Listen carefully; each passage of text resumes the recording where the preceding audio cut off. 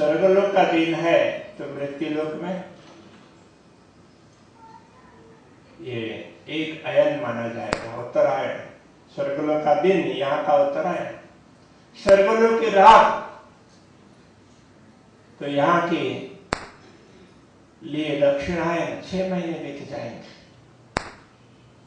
तो स्वर्गलोक का अहोरात्र तो मृत्युलोक का 1 वर्ष, 365 गुना अंतर हो गया। तो एक व्यक्ति स्वर्गलोक में जाकर 1 वर्ष तक रहे और मृत्युलोक में आए तो उसको तो उसके साथ में रहने वाले लोग कोई दिखाई ही नहीं देंगे, तो फिर कैसे पता चलेगा? तो इतना बड़ा अंतर होता है इन लोगों में भी। तो इसी प्रकार ये गिनते जाएंगे तो 14 लोकों में तो आना जाना तो बना ही रहेगा, लेकिन ख्याल किसी को होता नहीं है। ये सृष्टि का चक्र बनाया ही ऐसे।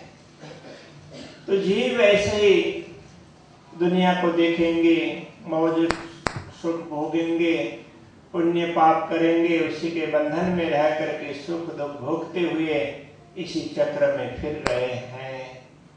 तो इनमें से जो लोग अच्छे कार्य करते हैं और छुटकारा प्राप्त करना चाहते हैं तो ऐसे लोगों को, ऐसे चेतनाओं को इनमें से छुटकारा प्राप्त करना होता है।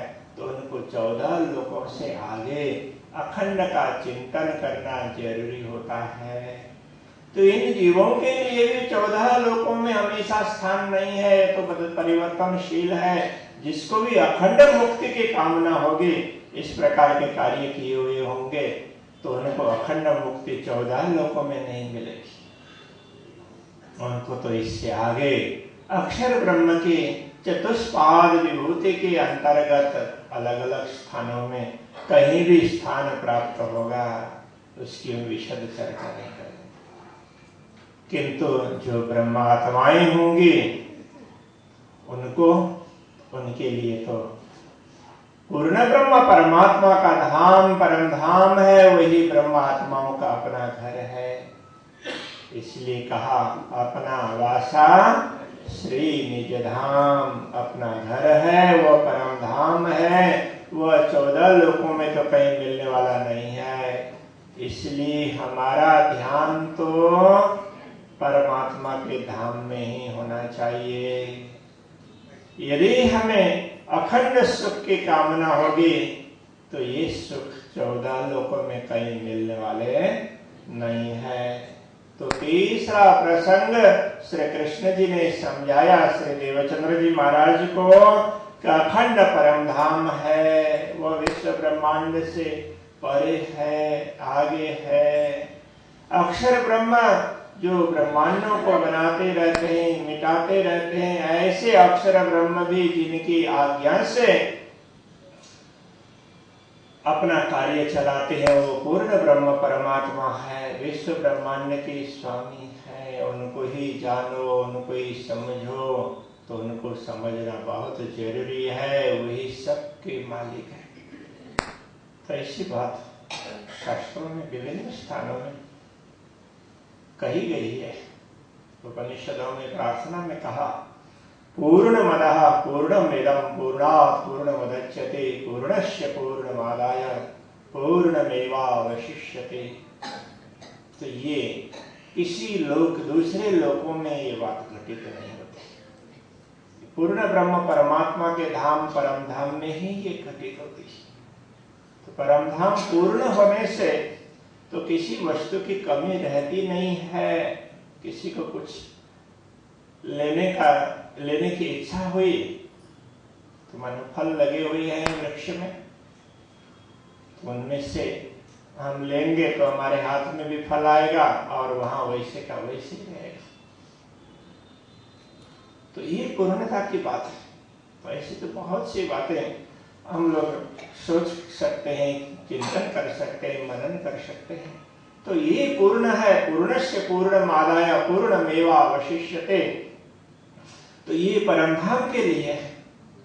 तो दुनिया में अपूर्णता है। हमने एक चीज यहाँ से उठाई तो वहां तो कमी हो गई, वहां कम होकर के इधर आ जाएगी। तो आपने चेक लिखा और दूसरे के खाते में जमा हो गई तो आपके खाते में से अमाउंट कम हो जाएगी और दूसरे के वहां पर बढ़ जाएगी। तो दुनिया में यही है, क्योंकि दुनिया कमी से भरी हुई है और परमधाम पूर्णता से पूर्ण है। इसलिए कहते हैं पूर्णात् पूर्णम उदच्यते, पूर्णात् पूर्णम उदच्यते। तो पूर्ण से भी पूर्ण कहलाएगा। किस चीज से पूर्ण है? तो वो पूर्ण से ही पूर्ण है। तो दुनिया किस चीज से भरी हुई है? तो कमी से भरी हुई है और फिर भी कमी ही कमी दिखाई देगी। सर्वत्र यहाँ पर कमी दिखाई देगी। भूख लग रही है, भोजन कर लिया, थोड़ी देर तृप्ति हुई तो उसके बाद में पुनः भूख लगेगी। प्यास लगी तो पानी पी लिया, थोड़ी देर तृप्ति मिली तो उसके बाद फिर प्यास लगेगी। ये तृप्ति है वो भी विचित्र है। यदि आपने थोड़ा सा ज्यादा पानी पी लिया तो मुश्किल हो जाएगा। आप अच्छा अनुभव नहीं करेंगे। तो ज्यादा भोजन कर लिया तो वहां भी कठिनाई आ गई। तो इसी जगह पर आप देखिए कि आप भक्ति ज्यादा कर लें, राज्य को आप ज्यादा याद कर लें, निज नाम का आप ज्यादा जप कर लेंगे तो कोई कठिनाई होगी? कोई नहीं होगी। क्यों? ये परमात्मा की पूर्णता की बात है। और जहां कमियों की देखेंगे तो वहां कमी ही कमी नजर आएगी।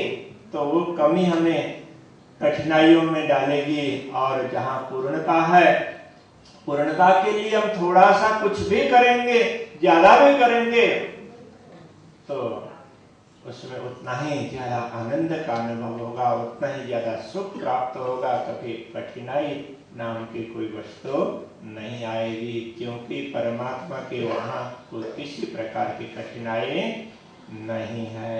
ऐसा अपना घर है। इसके लिए श्री कृष्ण जी कहते हैं ततः पदम तत् परिमार्गितव्यम यस्मिन् गताः न निवर्तन्ति भूयः तमेव चाद्यं पुरुषं प्रपद्ये यतः प्रवृत्ति प्रसिता पुराणी। अरे तमेव चाद्यं पुरुषं प्रपद्ये, वे पूर्ण ब्रह्म परमात्मा है, वही सबके मूल में है। और प्राणनाथ जी तो यहाँ तक कहते हैं जो अक्षर ब्रह्म देखते देखते ब्रह्मांडों को बनाते हैं और मिटाते हैं, तो वे अक्षर ब्रह्म भी अक्षरातीत पूर्ण ब्रह्म परमात्मा की लीला का पार नहीं पा सकते। तो पूर्ण ब्रह्म परमात्मा की क्या स्थिति होगी? वह अति गहन, अति विशिष्ट, तो हर प्रकार से उत्कृष्ट है। तो ऐसे परमात्मा का धाम परम धाम है, तो वो हमारा अपना घर है। न तत्र सूर्यो भाति न चंद्र तारकम नैमा विद्युतयो भांति, उपनिषदों में कहा है। तो वहां सूर्य को प्रकाशित करने की आवश्यकता नहीं पड़ेगी, क्योंकि सूर्य में जो प्रकाश है मूल रूप से पूर्ण ब्रह्म परमात्मा के धाम परम धाम से प्राप्त प्रकाश है। पूर्ण ब्रह्म परमात्मा से प्राप्त प्रकाश है सूर्य में, तो उनका अपना प्रकाश नहीं है। तो उनका ही लिया हुआ प्रकाश फिर उनको कैसे प्रकाशित कर पाएगा?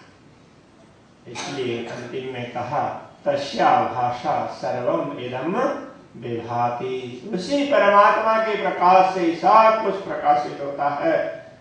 तो हम लोग तो श्री राज कहते हैं, राजते स्वयमेव प्रकाशते इति राजः, जो स्वयं प्रकाशित होकर के विराजमान है, स्वयं प्रकाश है।